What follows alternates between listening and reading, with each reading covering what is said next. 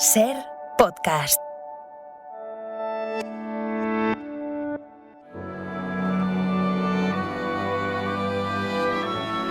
Aquí comienza Sucedió una noche colección, una antología del programa de la SER dedicado al cine clásico. I wanna hide from the sun, I wanna live in the dark, I wanna go to the movies. Nobody's waiting outside, but I feel alright, 'cause I'm here on my own. I can kiss Marion and Jane, I can sing in the rain, I can be Superman. I'll never come out again. Las estrellas míticas, los grandes directores, las películas inolvidables. Dirige y presenta Antonio Martínez. Saludos y bienvenidos a Sucedió una noche colección, un programa que recupera algunos de los mejores reportajes emitidos en Sucedió una noche, el programa de la SER dedicado al cine clásico.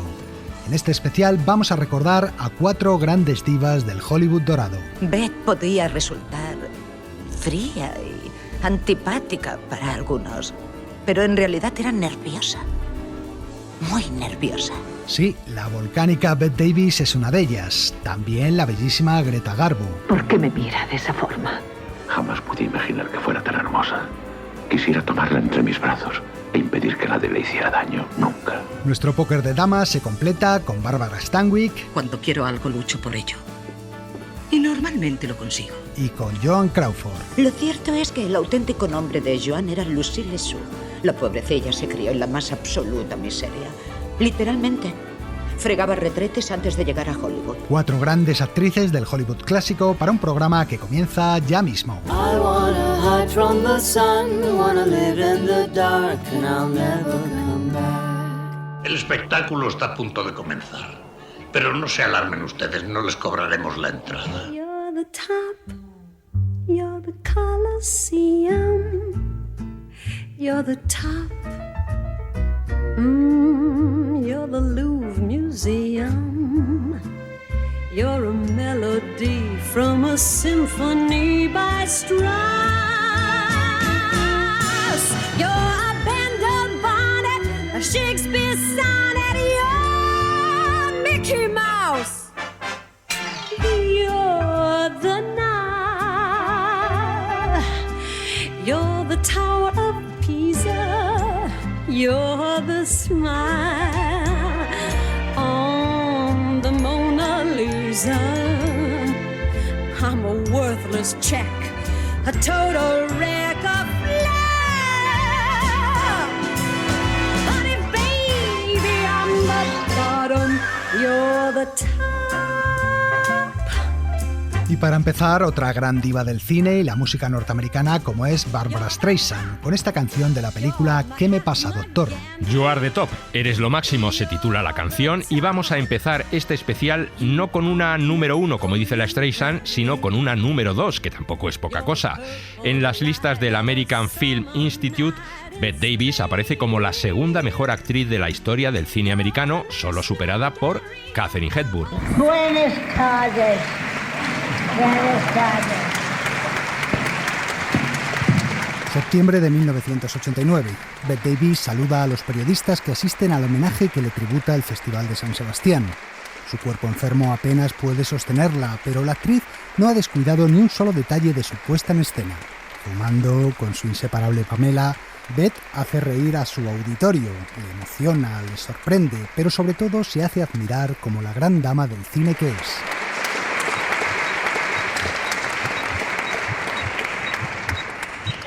Tan solo han pasado 15 días, los aplausos han cesado del todo.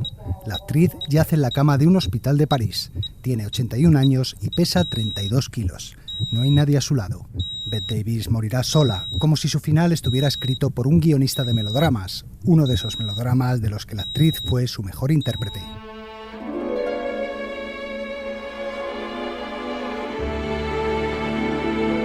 Sola también había comenzado su carrera. Cuando en 1930 los ejecutivos del departamento de publicidad de la Universal se enteraron de que el nuevo fichaje procedente del este era simplemente una actriz seria, se evitaron el tradicional ritual de ir a recibirla con fotógrafos, y Bette Davis tuvo que recorrer el andén de la estación sola. 3 años de aplausos y elogios en Broadway no tenían ningún valor en Hollywood. When I arrived in Hollywood, they did not know what to do. Cuando llegué a Hollywood no sabían qué hacer con mi belleza diferente. Les llevó un tiempo acostumbrarse a ella. Es cierto, nadie apostaba al principio por aquella jovencita de ojos saltones, frente abombada, boca grande y piel casi traslúcida. ¡Qué piel tan pálida! ¡Qué extraña! ¡Qué fría! No tenía belleza ni glamour, los dos requisitos que se exigían entonces para ser estrella. Tuvieron que pasar 20 películas y 20 papelitos insignificantes para que los críticos se fijaran en ella, gracias a su personaje de camarera odiosa y manipuladora en Cautivo del Deseo. Nunca me has importado nada. Siempre he fingido que te amaba. Me aburrías como una ostra. Te odiaba. Me repugnaba tener que besarte. Solo lo hacía porque me rogaste, me atormentaste y me volviste loca. Y cada vez que me besabas, me limpiaban la boca. ¡Me limpiaban la boca! A falta de belleza, Bette Davis tuvo que salir adelante a base de talento. Enseguida se especializó en papeles de mujeres con carácter, a menudo perversas. Una frase empezó a correr por Hollywood. Decía: nadie es tan buena como Bette, como cuando Bette hace de mala. Uno de estos papeles de mala precisamente le sirvió en 1936 para ganar su primer Oscar. La película se titulaba Peligrosa. Mírate al espejo, anda, mírate. Borracha, desaliñada, en un hombre solo puedes despertar piedad. ¡Piedad! No te atrevas a sentir lástima de mí. He vivido más en un día que tú en muchos años. Por cierto, que una leyenda dice que fue precisamente Bette Davis la que le dio el nombre de Oscar a la estatuilla. Aunque hay otras versiones distintas sobre la paternidad del nombre, la actriz siempre se adjudicó el bautizo. Llegó a afirmar que ella había acuñado el término Oscar, ¿te lo puedes creer? Cuando le dieron el premio por Peligrosa en el 35, le dijo a la prensa que el trasero de la estatuilla le recordaba el culo de su marido. Su segundo nombre era Oscar, pero nadie le llamaba así. Se llamaba Harmon, todo el mundo le llamaba Ham. Sea como fuese, Bette Davis y el Oscar siempre mantuvieron buenas relaciones. Ganó 2, el segundo por Jezabel, y fue nominada otras 10 veces.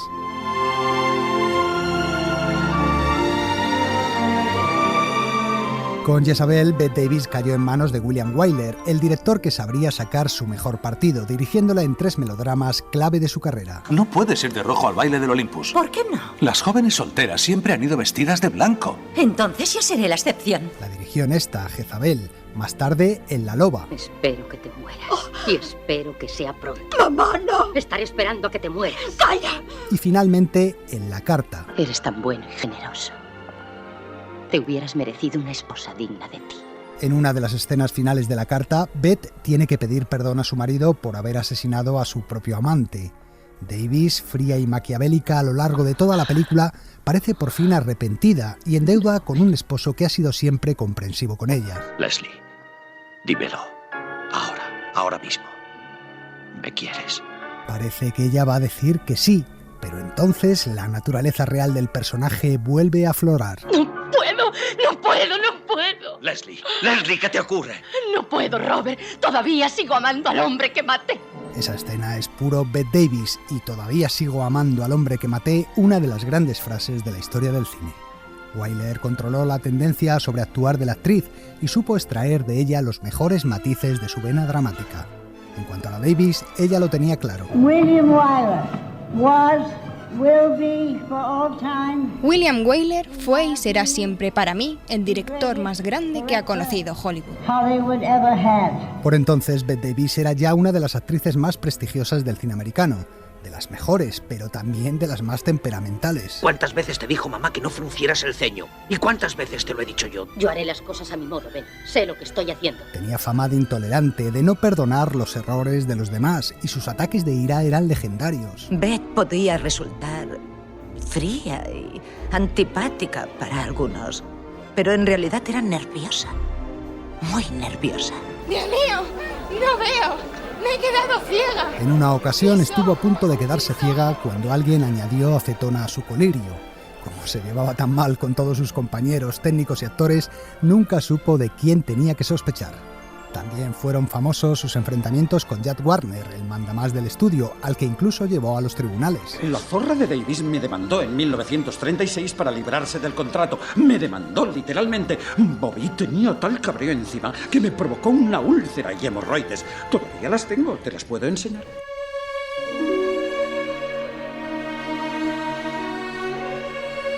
Pero Bette Davis no solo despertaba odios entre sus colegas, también pasiones. Ajústense los cinturones, esta noche vamos a tener tormenta. Tuvo decenas de amantes, entre ellos el propio William Wyler, aunque curiosamente el chismorreo de Hollywood la respetó bastante. Hay ciertos aspectos particulares de mi vida sobre los que quiero mantener solos y exclusivos derechos y privilegios. Se casó 4 veces con maridos desaprensivos y maltratadores y crió a sus hijos prácticamente como madre soltera. Porque cuando era joven estaba sola. Sí, sola. Durante los años 30 y 40 compatibilizó como pudo la carrera de actriz con la de madre, con un ritmo de trabajo tal que le llevaba a menudo a enfermar de agotamiento. ¿Qué ha pasado?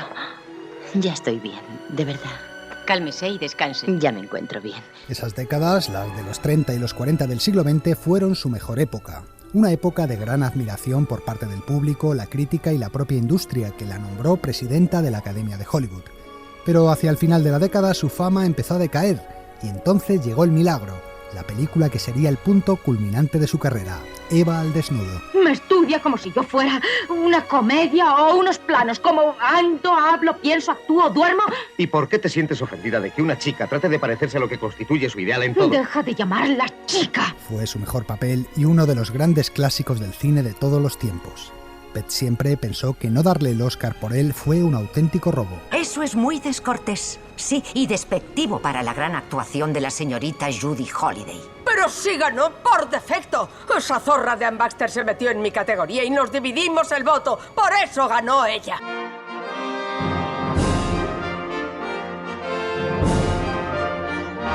Gracias a Eva al desnudo, su carrera remontó tímidamente, pero pronto los papeles volvieron a escasear. Para reírse de los que la habían abandonado, Bette publicó en la prensa un sarcástico anuncio que se hizo famoso. Madre de 3 hijos, 30 años de experiencia en películas de cine. Busca empleo estable en Hollywood. Referencias bajo demanda. El resultado fue la oferta para rodar 2 nuevas películas de éxito, Un gángster para un milagro y ¿Qué fue de Baby Jane?, en la que interpretaba a una vieja esperpéntica. Ah, eres una mentirosa, sí, lo eres, siempre lo has sido. Eres un ser repugnante. La actriz compartía reparto en esta película con Joan Crawford, con la que mantenía una fuerte enemistad desde que en 1935, durante el rodaje de Peligrosa, Bette intentara ligarse a su compañero de reparto, el actor Frank Chotton, que por entonces estaba a punto de casarse con Joan. Te quiero tanto. Tonterías. No puedo estar sin ti. Levántate. Te estás poniendo en ridículo y a mí también. Desde entonces, las 2 actrices se detestaban. Únicamente rodaron una película juntas. ¿Y cómo fue aquello? Y bueno, digamos que es la historia de una enemistad de proporciones bíblicas. Baby Jane fue el último gran éxito de Bette Davis. La actriz aceptó su declive, pero siguió trabajando incansablemente tanto en el cine como en la televisión, y con 67 años se subió al escenario para trabajar en una revista de Broadway.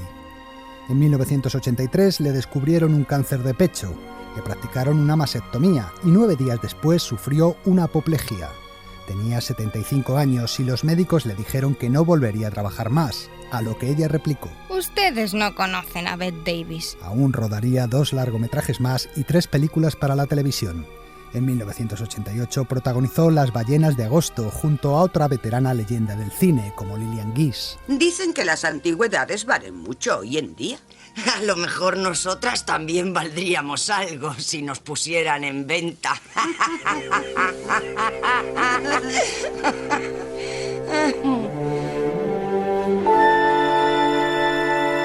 Buenas tardes. Buenas tardes. En septiembre de 1989, como contábamos antes, hizo su última aparición pública para recibir el premio Donostia en el Festival de San Sebastián.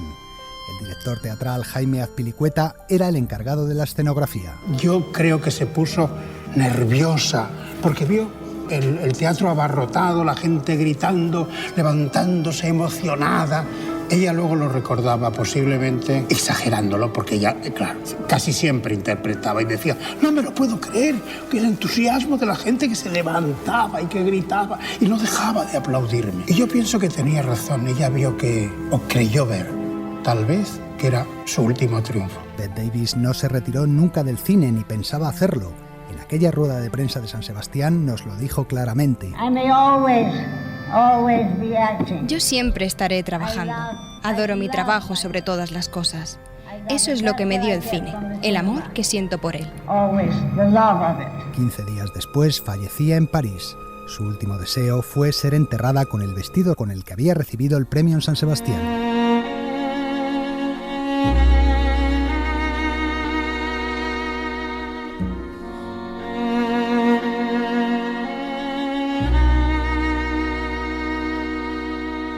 El cine clásico en la SER. Sucedió una noche.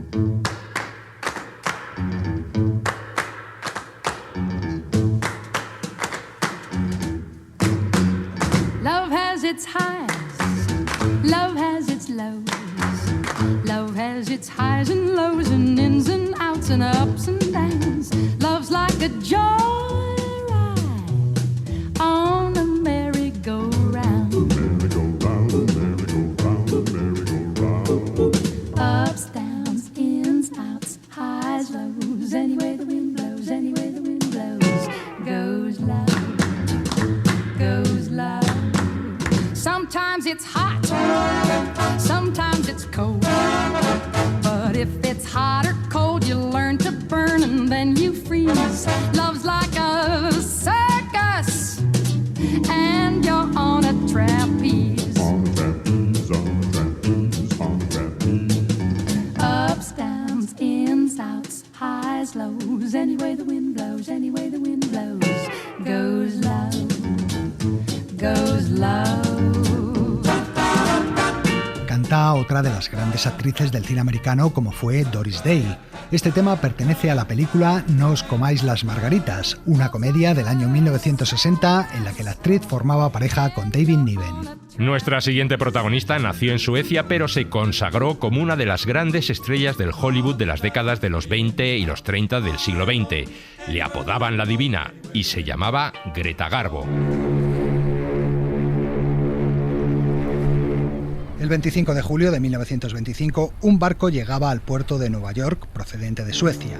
A bordo iba el director Maurice Stiller, uno de los realizadores europeos más prestigiosos del momento.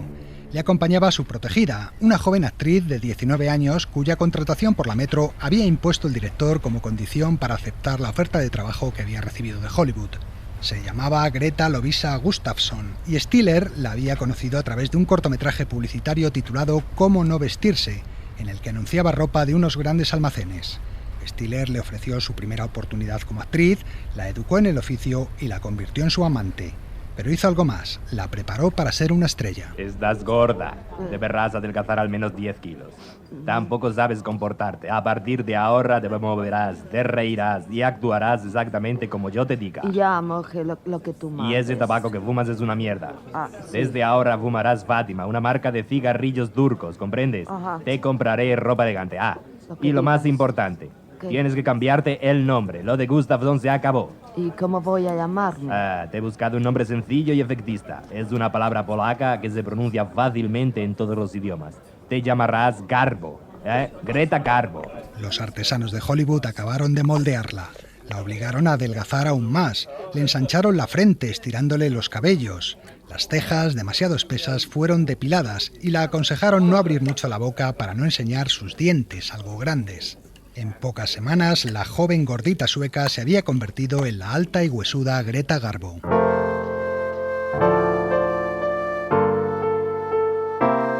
La suerte que corrieron en Hollywood los dos suecos fue muy distinta. Stiller chocó con los métodos de producción americanos y pronto regresó a su país, mientras Greta Garbo iniciaba una fulgurante carrera de éxitos. En 1926 debutó en el cine americano con El Torrente, adaptación de una novela de Blasco Ibáñez, y poco después Victor Håström, otro director sueco emigrado a Hollywood, la dirigió en La Mujer Divina, la película que le dio el apodo con el que a partir de entonces sería conocida. Greta la Divina poseía el bien más preciado de toda estrella, la fotogenia. Sabía cómo enamorar a la cámara y a través de ella a los espectadores. No eres de verdad. Eres una ilusión. Vas a desvanecerte ante mis ojos. En sus películas de la tapa muda, Greta Garbo fue dibujando un personaje que causaría furor, el de la mujer distante y misteriosa. Rompió el patrón de mujer objeto convencional que encarnaban las actrices americanas de la época para imponer el de la mujer fascinante, ante la que todos los hombres caían rendidos. ¿Por qué me mira de esa forma? Jamás pude imaginar que fuera tan hermosa. Quisiera tomarla entre mis brazos e impedir que nadie le hiciera daño. Nunca. Está muy cansada. Sí, mucho. ¿Y sola? Pronto Greta Garbo dejó claro que su reino no era de este mundo. Su vida privada era secreta, no concedía entrevistas, ni acudía a fiestas ni actos sociales. ¿Dónde te has metido? Todo el mundo estaba asustado. ¿Por qué te fuiste? Para escapar. ¿De mí? De todos vosotros. Era la diva más grande del cine del momento, pero no ejercía como tal. ¿Debo sonreír para las masas, canciller? No es demasiado sacrificio por el pueblo.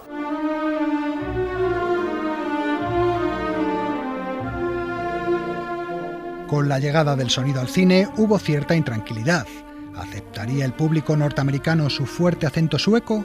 Por fin, en el estreno de Anna Christie, la publicidad anunciaba: Garbo habla. Give me a whiskey, ginger ale on the side. And don't be stingy, baby. Dame un whisky con ginger ale y no seas tacaño, nene. Estas fueron las primeras palabras que la Garbo pronunció en la pantalla. La frase se puso de moda y demostró que no había por qué temer por su carrera.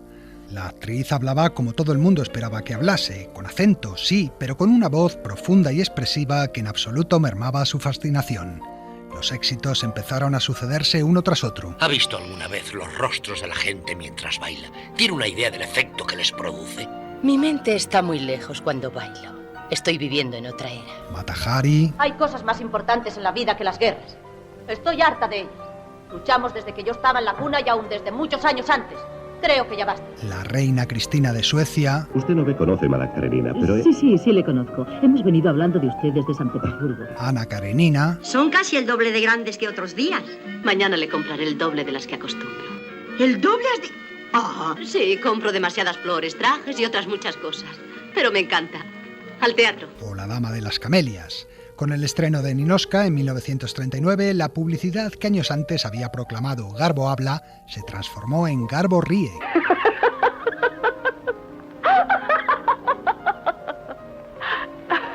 Perdonen, caballeros. El otro día oí un chiste tan gracioso. Y no era que la divina no hubiese reído nunca antes. El eslogan solo indicaba que se trataba de su primera comedia.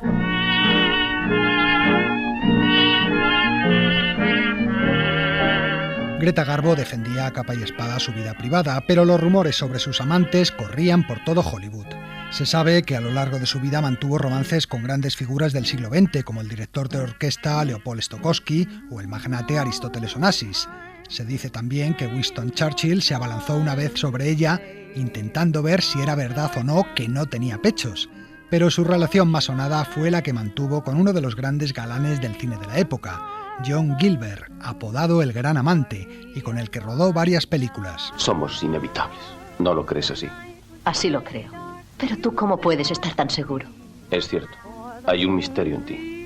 ¿Acaso no lo hay en todo ser humano? Gilbert estaba obsesionado con casarse con ella. Greta le dejó plantado al pie del altar. En cuanto a mí, solo puedo decirte que el matrimonio me parece una cosa horrible. ¿Cómo es posible soportar la idea de compartir el dormitorio con un hombre? También tuvo varias aventuras con mujeres, con Marlene Dietrich, como se supo años después, o con la escritora de origen español Mercedes de Acosta. ¿Damos una vuelta en trineo? Ahora no puedo. Hoy tendré tiempo al atardecer, te lo prometo. Y nos iremos a pasar 2 o 3 días al campo. Oh. ¿No te gustaría? Me encantaría. Todo ello no hacía más que aumentar su leyenda. Pero, Majestad, vos no podéis morir soltera. No tengo esa intención, canciller. Pienso morir soltero. Ninoshka había sido un éxito. Sin embargo, su siguiente incursión en la comedia, La mujer de las dos caras, fue un rotundo fracaso. Se estrenó en 1941, pocos días después del ataque a Pearl Harbor, cuando nadie en el país parecía tener ganas de risas. Esta era la demoledora crítica que se publicó en la revista Variety. El actual intento de la señorita Garbo por deslizarse por la fantasía ligera es una de las más desagradables exhibiciones de la temporada. Es casi tan frustrante como ver borracha a mi madre. Lo cierto es que hacía ya un tiempo que el público americano le había ido retirando poco a poco su favor. todo lo contrario que en Europa, donde la seguían adorando. Pero llegó un momento en que la Metro la consideró una actriz demasiado cara y exigente, y el mercado europeo no era razón suficiente para seguir manteniéndola. Louis B. Mayer, el jefe del estudio, la llamó a su despacho. Toma este cheque, Greta. Con este termina nuestro contrato. ¿Qué es esto? Mira la cifra. Eres una mujer muy rica. Ya no tendrás ninguna necesidad de volver a rodar una película en toda tu vida. Al menos con nosotros no lo harás. Contigo ya no se puede ganar más dinero. Pero había algo más que razones económicas. Al estallar la Segunda Guerra Mundial, la Garbo se había negado a rebajar su sueldo como hacían otras estrellas. Tampoco aceptó colaborar en las campañas de recogida de fondos para la guerra. Ahora Hollywood se lo hacía pagar. La actriz no pidió perdón, aceptó el reto e hizo realidad la frase que tantas veces había repetido en sus películas. Déjame que me quede. No, quiero estar sola. Quiero estar sola. Quiero estar sola. Me apetece estar sola. ¿De verdad quieres estar sola? Greta Garbo dio un portazo a Hollywood y a partir de entonces vivió sola, alejada del mundo en su apartamento de Nueva York. Nunca más volvió a trabajar en el cine. Tenía 36 años cuando se retiró.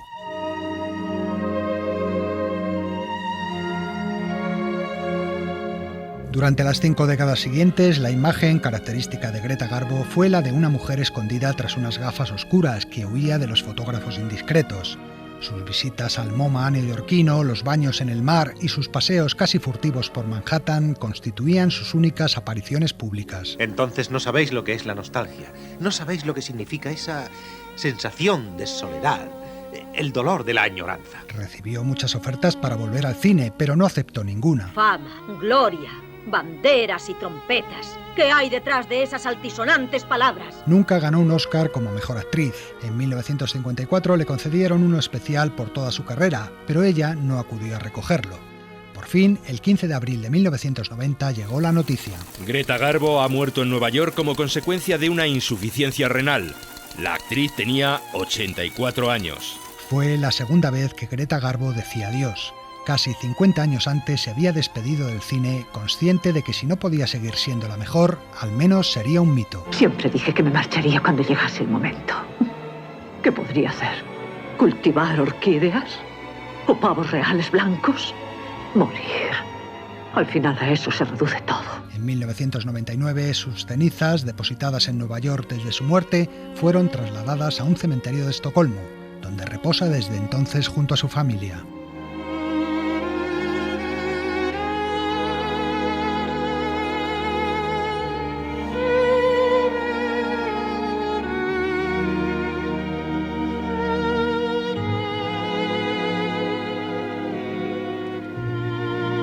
El cine clásico en la SER. Sucedió una noche. Say a prayer for me tonight. I'll need every prayer that you can spare to get me by. Say a prayer, and while you're praying, keep on saying she's much too young to die. Onto your water whispers my heart. Pray I'll be Wellington, not Bonaparte. Oh, say a prayer for me this evening. Bow your head and please stay on your knees tonight.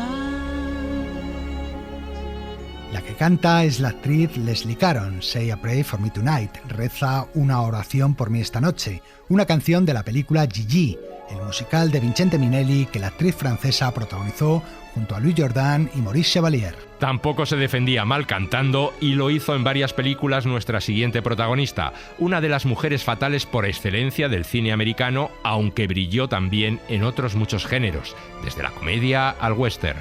En los próximos minutos vamos a recordar a la gran Barbara Stanwyck.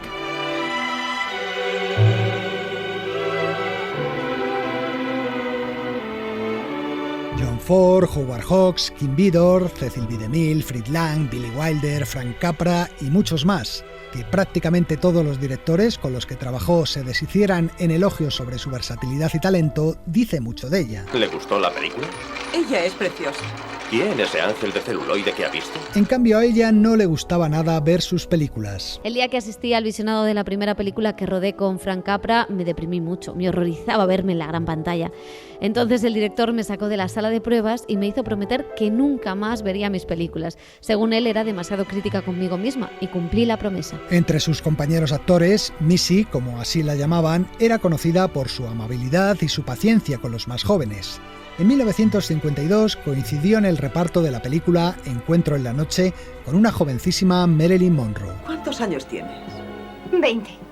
20. La edad de los milagros. Marilyn dijo siempre que el único miembro de Hollywood de la generación anterior a la suya que fue amable con ella fue Barbara Stanwyck. William Holden también contaba que le debía su carrera a la actriz, porque salió en su defensa cuando iban a echarle del rodaje de su primera película. Este mes se cumplen 39 años desde que Bárbara y yo trabajamos juntos en una película titulada Sueño Dorado. Yo no estaba bien entonces porque me iban a sustituir, pero gracias a este hermoso ser humano, a su interés, su integridad, su profesionalidad, su valor y su generosidad, estoy aquí esta noche.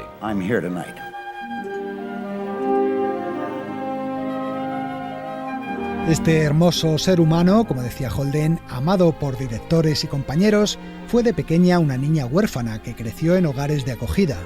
Con 16 años empezó a trabajar como corista en espectáculos de vodevil. ¿No te habrás olvidado algo? Tal vez olvide la letra. Será mejor que no. No estamos en el Gaiety de Columbus, ¿sabes? Dixie, te ves. Gigi.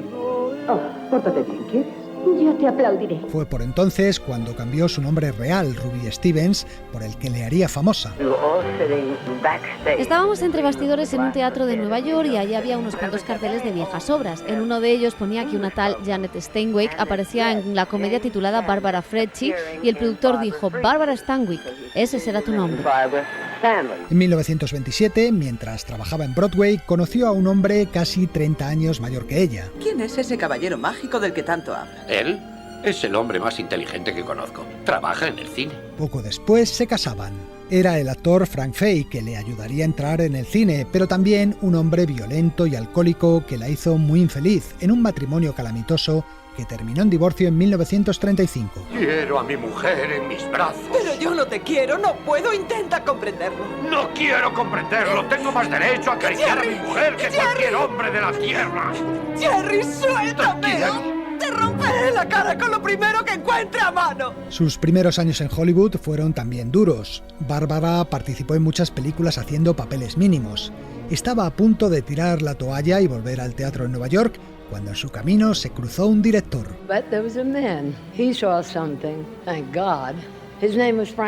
Pero hubo un hombre que debió ver algo en mí, gracias a Dios, y su nombre era Frank Capra. Él me enseñó de qué iba esta profesión, lo que el cine podía hacer por mí y lo que yo podía hacer por él. Me enseñó que este trabajo es un proceso de aprendizaje constante y que puede ser maravilloso. Con Capra rodaría 4 películas en 3 años, películas que lanzaron su carrera. Pero su primer gran papel y su primera nominación al Oscar llegaría en 1937, con el melodrama de Kim Vidor, Stella Dallas. Me gustaría ser como la gente que tú conoces. Ya sabes, educada, hablar correctamente. No seas como nadie. No pretendas ser algo que no has sido nunca, Stella. No podría resultar bien. Pero yo quiero ser diferente desde que te conozco a ti. Poco antes, en el rodaje de la película La esposa de su hermano, había conocido a uno de los galanes del momento, el actor Robert Taylor. No tan fuerte, no tan fuerte. ¿Qué pensarán los demás? ¿Los demás? No. Estamos solos. No he visto a nadie excepto a ti. Si lo dices todo enseguida, ¿qué te quedará para mañana y para pasado? Ay, ¿quién ha dicho que tenía mala suerte? En 1939 se casaron y juntos convivieron 12 años, hasta su divorcio en 1951, debido a las infidelidades de él, infidelidades que incluso provocaron en Bárbara un intento de suicidio. La actriz nunca más volvió a casarse. A mí tampoco me gustan las resacas sentimentales, chico. También tengo una carrera. 1941 fue un año mágico para la Stanwyck. Ese año estrenó 3 de sus películas más famosas. Enseñó el argot de la calle a Gary Cooper y a su pandilla de viejos profesores en Bola de Fuego. ¿Pero qué está diciendo? Esto es una investigación, ¿no? Claro, sí. ¿Quién fue el tipo que aprendió tanto al ver cómo caía una manzana? Isaac Newton, la ley de la gravedad. Sí, ese mismo. Y quiero que me miren como si fuera solo una manzana, profesor Potts. Solo una manzana. Siguió como periodista a Gary Cooper de nuevo, esta vez en su anunciado camino al suicidio en Juan Nadie. De hoy, digamos, a Navidad, cuando piensa saltar, contaría una historia diaria. Un joven de grandes ojos enfrentándose a un mundo caótico. El problema del hombre medio, de todos los Yodú del mundo. Y ahora se hunde en la tragedia. Está desanimado, vive en un mundo que ha hecho que sus ideas se tambalearan. ¿Y qué hace? Pues decide suicidarse como protesta contra el estado de la civilización. Y formó una pareja deliciosa con Henry Fonda en la comedia Las 3 noches de Eva. Tiene usted derecho a tener un ideal. En realidad todos lo tenemos. ¿Y cómo es el de usted? Un hombre más bien pequeño y con mucho dinero. ¿Por qué pequeño? ¿Qué importa eso si es rico? Así él me mirará desde abajo y yo seré su ideal. Pero sin duda el cenit de su carrera llegó en 1944 con Perdición, una de las obras maestras del cine negro, dirigida por Billy Wilder. Cuando Billy Wilder me dio el guión de Perdición y lo leí, me di cuenta de que nunca había interpretado el papel de asesina y eso me preocupaba un poco. Así que le dije, me gusta mucho el guión, pero me da miedo interpretar un personaje así. Y Wilder me contestó, ¿tú qué eres, un ratón o una actriz? No hizo falta más para que aceptase el papel. No podemos esperar, yo no puedo seguir así. No vamos a coger un martillo y acabar con él por no esperar. No podemos dejarlo. ¿Qué supones tú que pasaría si averiguara lo de la póliza? Mucho, pero no tanto como ir a la horca. No vuelvas a decir eso. No perdamos la cabeza, eso es todo. A partir de entonces, Bárbara se convirtió en una de las mujeres fatales por excelencia del cine. Luego vendrían otros muchos papeles en esa línea, como el del extraño amor de Martha Ivers. Ahora, Sam, hazlo. Haz que sea libre, libre para ti. Se cayó por las escaleras y se fracturó el cráneo. Todo el mundo conoce su afición a la bebida. Sam puede ser tan fácil. Bárbara era verdaderamente bárbara. Pertenecía a la estirpe de Bette Davis, el de las actrices duras y fuertes. ¿Qué clase de animal soy? ¿Tengo colmillo, ronroneo? ¿De qué jungla he salido? Pero no era fácil encasillarla, porque también podía mostrarse enormemente frágil y vulnerable. Crispada de terror la vimos, por ejemplo, en Voces de muerte, película por la que consiguió su 4ª nominación al Oscar. Quiero que te levantes de esa cama y llegues a la ventana, y que te pongas a gritar a través de ella. Yo no puedo, Henry. Estoy muy asustada. Continúa intentándolo, de lo contrario solo te quedan 3 minutos de vida. ¡Henry! ¡Alguien está subiendo las escaleras! ¡Sal de la cama! ¡No, no puedo, no puedo! Robert Wagner, gran amigo de la actriz, decía de ella.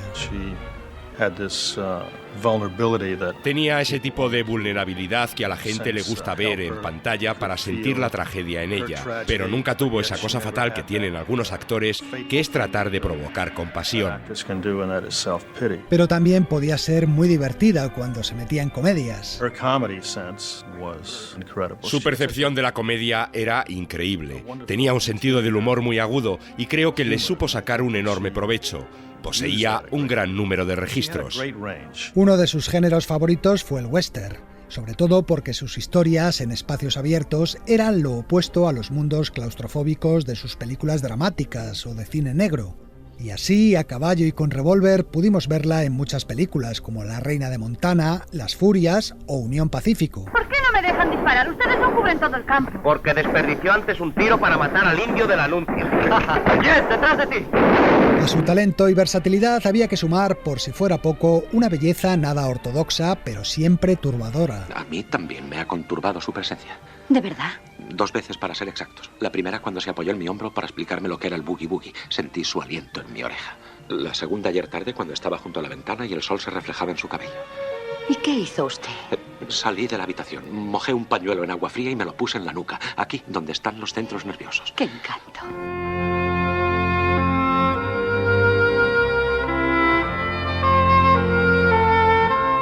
A finales de los años 50 su carrera entró en declive. Uno de sus mejores personajes de esta época fue el de La Gata Negra, donde interpretaba a una madame de burdel, el primer papel de lesbiana que mostraba el cine americano. ¿Sabes, Hallie? Eres algo realmente fantástico. ¿Soy distinta? ¿Algo especial? Sí que lo eres. Pues estás equivocada. No soy distinta de Precious, George y Anne o las otras. Lo eres para mí. Barbara Stanwyck se retiró de la gran pantalla en 1964. A partir de entonces se dedicó por entero a la televisión en series como Valle de Pasiones, El pájaro espino, Dinastía o Los Colby. Aaron Spelling, el famoso productor de series televisivas, explicaba el criterio que seguía la actriz para escoger sus personajes. Cuando hablaba con Bárbara me decía siempre una cosa: haré cualquier papel, mostraré miedo o vulnerabilidad, pero quiero que sea una mujer fuerte. Han hecho muchas cosas en televisión en las que las mujeres son siempre las víctimas y yo no quiero ser una víctima. Puedo hacer de malvada, pero no de víctima.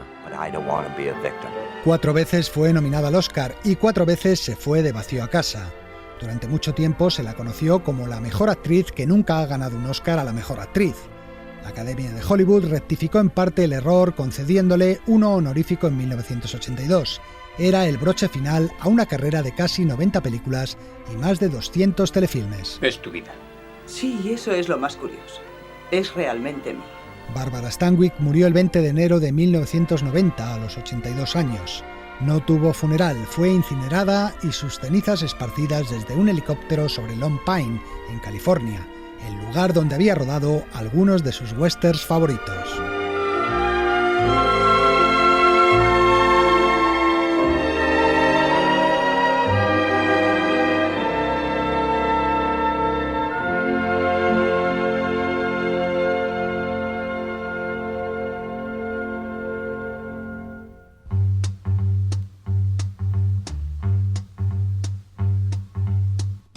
Today I feel New York is really my personal property. Right down Broadway to City Hall. Every supermarket, every 5 and 10, all of Lincoln Center and the great UN, they're all my personal property. The zoo in Central Park is merely my private menagerie. I've carved my name on every tree. From Yonkers Raceway to Bowling Green, I own everything around and in between. It's all my personal property. The planetarium is mine alone. The old aquarium I also own, and since I feel today New York is really my personal property, I'll tell you what I'm gonna do. Since I like you very much, so very, very much, I'm gonna split it with you.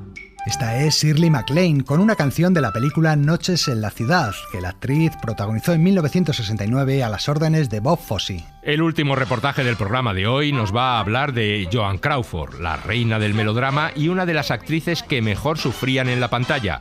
Quizá porque su vida tampoco fue precisamente un cuento de hadas. Es mi estrella favorita, y ya sé que lo es también de ustedes.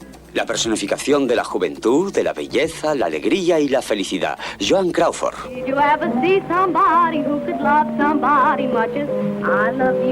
Fue la primera gran estrella de la Metro, una morena huesuda de ojos saltones y fuerte carácter que se mantuvo durante varias décadas en el trono del cine americano. Eres una gran estrella. Eres una reina de Hollywood. Una infancia poco feliz en la que sufrió malos tratos le hizo desear escapar como fuera de su Kansas City natal y buscar un lugar en el mundo del espectáculo. Me gustaría trabajar en el cine. Las páginas más turbias de su biografía dicen que empezó como corista en espectáculos musicales y, según las malas lenguas, sacándose unos dólares con un plus. Usted es muy bonita. ¿Será usted buena conmigo? Sí. Muy buena. Karen Swenson, biógrafa de Joan Crawford. Cuando estaba trabajando allí en uno de los clubs, se dice que Joan Crawford fue arrestada por prostitución. No hay forma de comprobar hechos. Otro rumor nunca demostrado decía también que en esa época había rodado una película porno, con la que luego, cuando se convirtió en estrella, intentaron chantajearla. Bueno, como ve, tengo una figura que no está mal y suelo posar. ¿Esa es usted? ¿Usted? Vaya, pues sí que es interesante.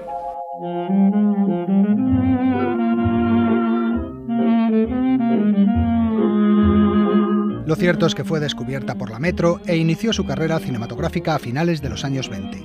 El los años siguientes, gracias a películas como Gran Hotel, Encadenada, Mujeres o Maniquí, se convirtió en la principal estrella femenina del estudio. Y a nuestra izquierda, sobre la montaña, la mansión palaciega de la reina del cine, Joan Crawford. Joan repetía una y otra vez sus personajes de mujer sufridora y al público le encantaba. Mi marido y yo vimos la otra noche aquella preciosa película suya, Luna de miel.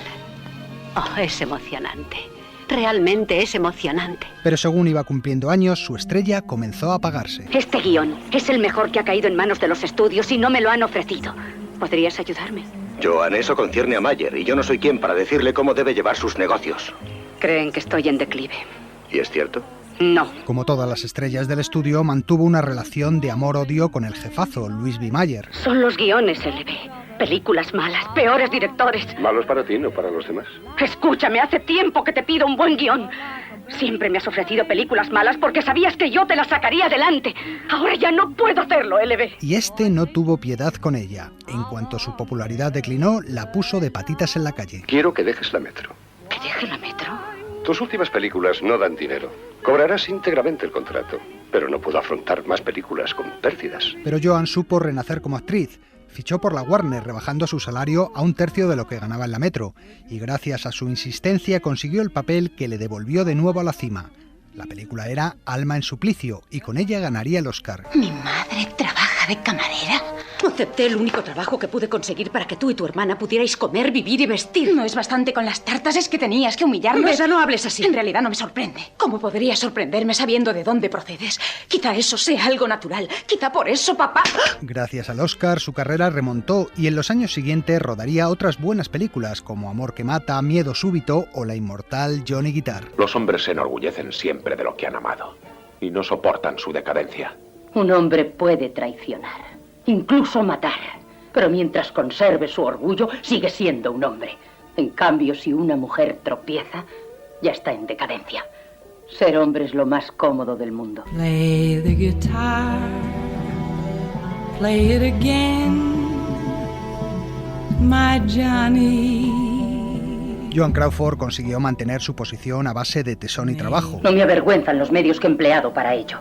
Lo importante es que lo tengo. Por ejemplo, cuidaba mucho su imagen pública. En sus fotos y entrevistas siempre salía sonriendo y amable. También cuidaba mucho a sus fans. ¿Qué hay aquí dentro? Supongo que es lo que llaman cartas de admiradores. Durante toda su vida contestó personalmente o a través de un ejército de empleados las cartas que le llegaban de estos. Ginny, ¿tenéis bastantes? ¿Queréis que os traigan más fotografías? No, señorita Crawford, el estudio nos ha mandado otra colección. Tenemos Estupendo. bastantes. Sois muy amables ayudándome y estáis realizando un trabajo magnífico. También se trabajó a fondo el sector masculino y tenía fama de devorahombres.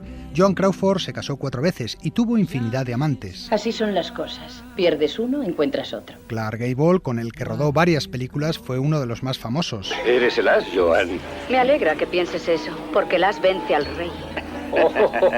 Pero no el único, desde galanes consagrados hasta actores de reparto. Incluso jovencitos a los que se encargó de iniciar en el sexo, como la estrella infantil Jackie Cooper. Te demostraré que soy un hombre. Su furor sexual era legendario, como recordaba el director Vincent Sherman. Estábamos en la sala de proyecciones cuando ella cogió mi mano y la puso en su pecho. De repente se levantó y se bajó la falda y se quitó las bragas. Estaba lista para tener sexo en ese mismo momento.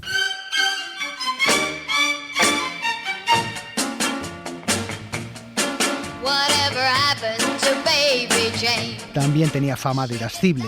Muchos compañeros de profesión sufrieron en alguna ocasión su ira o sus desprecios.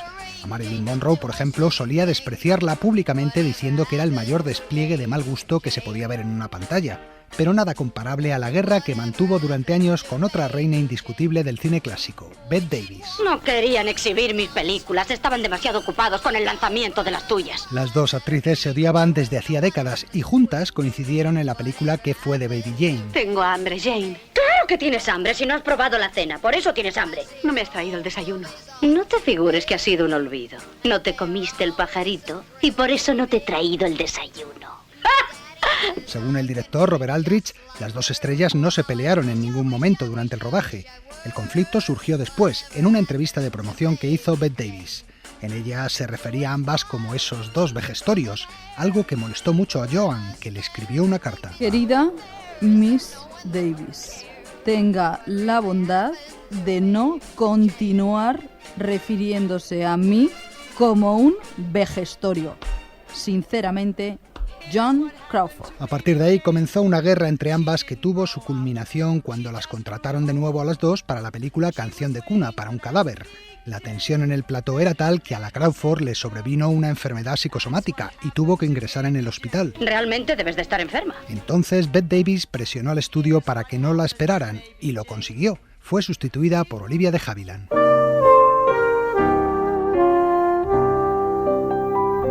Tras ¿Qué fue de Baby Jane?, la carrera de Joan Crawford languideció a base de series de televisión y películas de terror. En los últimos años vivía sola, oculta de la gente, encerrada en su apartamento de Nueva York. Está trastornada y no mejorará. En este último mes ha empeorado. Murió el 10 de mayo de 1977 de un infarto, aunque, como cuenta su biógrafa Karen Swenson, algunos piensan que fue de otra forma. Algunas personas pensaron que tomó algún medicamento, tal vez pastillas para dormir, con el fin de suicidarse. También una semana antes de que esto ocurriera, regaló a su perro, al cual adoraba. Pero tras su muerte, Joan Crawford siguió dando de qué hablar. En vida había sido madre de 4 hijos adoptados. Siempre deseé tener un hijo. Eres muy presumida para estar embarazada. Una de las últimas decisiones que tomó antes de morir fue la de desheredar a sus hijos Christina y Christopher. En su testamento no daba muchas explicaciones, simplemente decía: los motivos ya los conocen ellos. Christina Crawford decidió entonces vengarse y lo hizo en forma de libro. Me sorprendió el tono malicioso del lenguaje. Después de eso empecé a pensar que yo era la única que podía aclarar las cosas sobre lo que había sido mi vida con ella, y el resultado fue el libro Queridísima Mamá. En este libro, publicado un año después de su muerte, se describía a la actriz como una mujer maniática, mentirosa y obsesionada con la limpieza. Cuando limpies el suelo, tienes que apartar la maceta. Si no sabes hacer las cosas bien, es mejor que no las hagas. Lo siento, señorita Crawford. También como una persona colérica y maltratadora de sus hijos. Vas a quedarte ahí hasta que aprendas a comportarte y pidas perdón. ¡Adentro! Queridísima Mamá se adaptó al cine a principios de los años 80 con Faye Dunaway interpretando a Joan, y aquella película desmitificó mucho a la estrella. Tú, ¿con qué derecho me juzgas? Es cierto, el veneno tiene un antídoto. Basta con coger cualquiera de sus películas y verla actuar para concluir que, a pesar de su carácter, Joan Crawford fue y será siempre una de las indiscutibles reinas de Hollywood.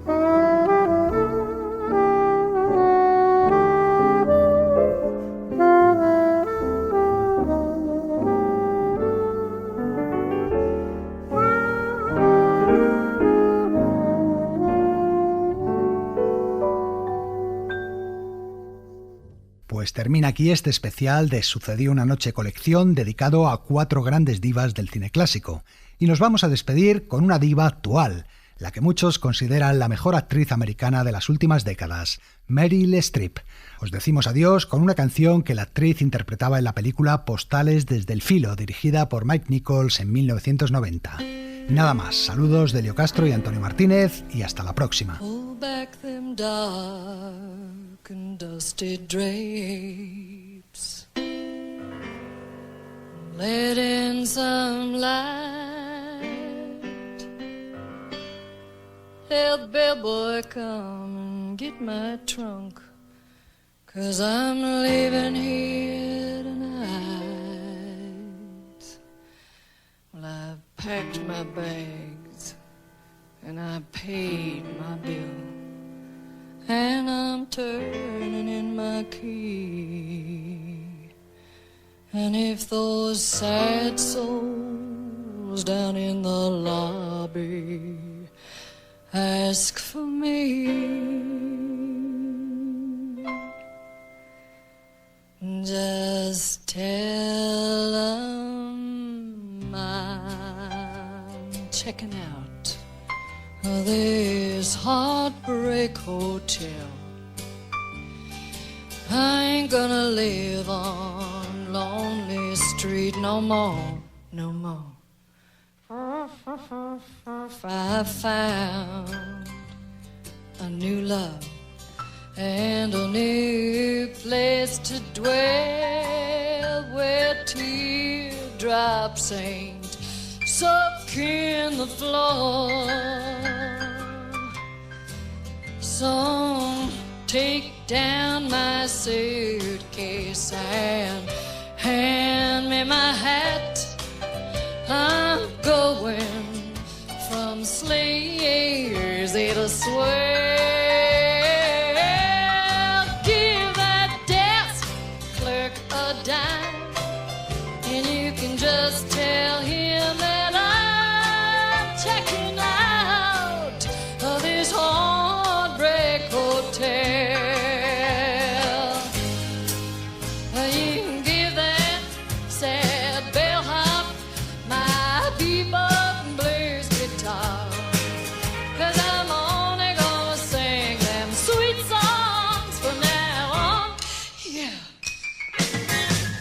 And you can tell that old bartender he might as well close down the bar, 'cause Chuck-a-Luck and Sally's packed and gone. Through that gray window pane, it always looked like rain, but there's sunshine outside, I can tell. Open up that door, I'm leaving and I won't be back no more.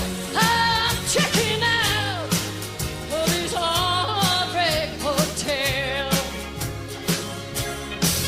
Checking out of this heartbreak.